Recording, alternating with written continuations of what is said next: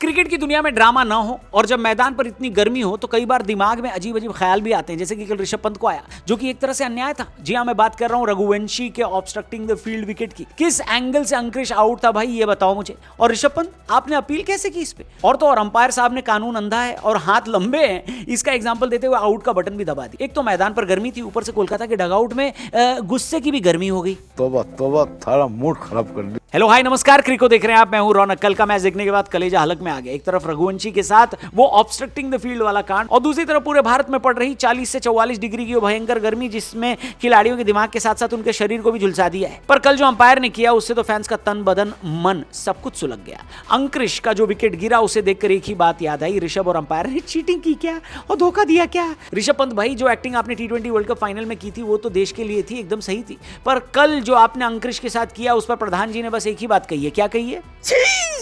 अंकुरिश से पहले आईपीएल में 3 खिलाड़ी ऑब्स्ट्रक्टिंग द फील्ड आउट हो चुके हैं। एक यूसुफ पठान 2013 में, दूसरे अमित मिश्रा 2019 में और तीसरे रविंद्र जडेजा 2024 में। और कल अंकुरिश रघुवंशी आउट हुए, जहां थर्ड अंपायर ने उन्हें जानबूझकर दिशा बदलने के कारण आउट करार दिया। लेकिन रिप्ले में साफ दिख रहा था कि अंकुरिश सिर्फ क्रीज में वापस आने के लिए मुड़े थे, न कि बॉल और विकेट के बीच में आने के लिए। क्या लगता है आपको, ऋषभ पंत ने जो किया सही किया या पूरी गलती अंपायर्स की थी और केकेआर का गर्म होना बनता था? जो भी आपको लगता है कमेंट करके बताना। वैसे तो मेरे लिए अंकुरिश नॉट आउट थे। मुझे लगता है कि ये सब 43 डिग्री की गर्मी का असर है, जिसने अंपायर और पंत दोनों का भेजा फ्राई कर दिया। पंत ने अपील की, अंपायर ने थर्ड अंपायर को बोला और थर्ड अंपायर ने आउट दे दिया, और खेल भावना तेल लेने चली गई है।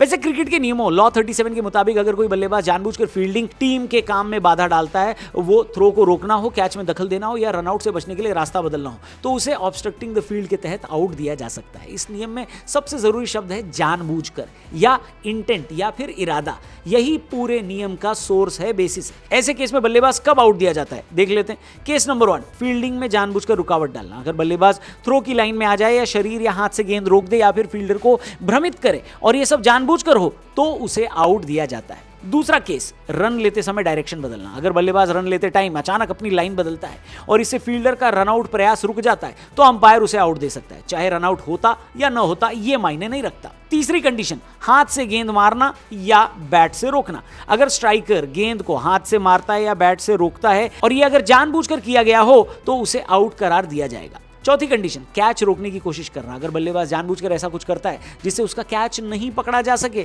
तो उसे भी आउट करार दिया जाएगा। अब जानिए नॉट आउट कब दिया जाता है। पहली कंडीशन, अगर सब कुछ गलती से हुआ हो। अगर बल्लेबाज का कोई इरादा नहीं था, तो उसे नॉट आउट करार दिया जाएगा। हालांकि यह फैसला अंपायर को चेक करने के बाद ही लेना होता है। दूसरी कंडीशन, खुद को चोट से बचाने के लिए अगर बल्लेबाज गेंद से बचने के लिए मूव करता है, तो उसे नॉट आउट दिया जाएगा। तीसरी कंडीशन, विकेट बचाने के लिए दूसरी बार गेंद मारना। अगर बल्लेबाज अपनी विकेट बचाने के लिए गेंद को दोबारा मारता है, तो उसे नॉट आउट करा दिया जाएगा। यानी पूरा खेल इंटेंट यानी इरादे का है दोस्तों। आउट या नॉट आउट का फैसला पूरी तरह से उसी पर निर्भर होता है। जानबूझकर किया तो आउट, गलती से हुआ तो नॉट आउट। लेकिन सब कुछ चेक अंपायर को करना होता है। इंटेंट भी अंपायर ही चेक करता है। यही इरादा इस नियम का सबसे बड़ा और विवादित हिस्सा है। और यहां अंपायर ने अंकुरिश के इरादे को गलत समझा, जो कि गलत नहीं, सही था।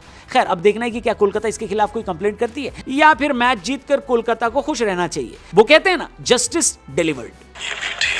बाकी इस पूरे मैटर पे, इस पूरे मामले पर आपका क्या कहना है, कमेंट करके जरूर बताना। चैनल को भी जरूर सब्सक्राइब करना। जल्दी मिलते हैं क्रिको पर। Thank you for watching. Goodbye, जय हिंद।